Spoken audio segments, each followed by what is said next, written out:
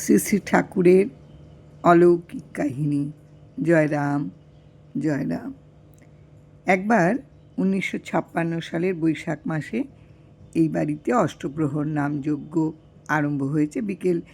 বিকেলে সত্যনারায়ণ পুজো আরম্ভ হয়েছে। পুজো করছেন দ্বিতীয় মহন্ত মহারাজ শ্রীমৎ শ্যামাচরণ চট্টোপাধ্যায়, যার সম্বন্ধে ঠাকুর বলেছিলেন রাম শ্যাম ভিন্ন নয়। আমরা 3 ভাই, ইন্দ্রমামা এবং আরও অনেক কীর্তনিয়া কীর্তন করছি। হঠাৎ দেখতে পেলাম সমস্ত আকাশ কালো মেঘে ছেয়ে গেছে। আকাশে মেঘের গর্জন, চারদিক গাঢ় অন্ধকারে ছেয়ে গেছে।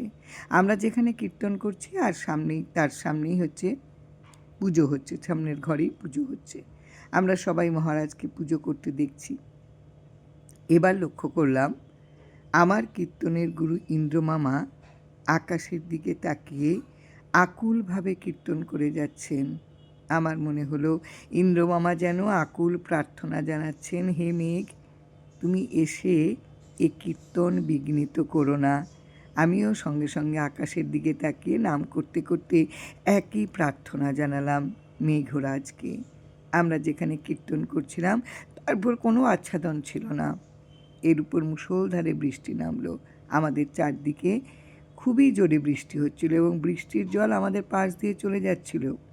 কিন্তু আশ্চর্যের বিষয়, আমরা যেখানে কীর্তন করছিলাম সে স্থানে এক ফোঁটাও বৃষ্টির জল পড়েনি।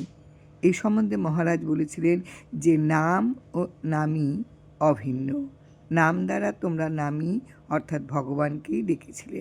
তিনি তোমাদের বৃষ্টির হাত থেকে রক্ষা করেছেন। নাম করলে কোনো বিপদই হয় না। জয় রাম, জয় গোবিন্দ। বীরেন্দ্রনাথ বসুর লেখা থেকে আজকের নিবেদন।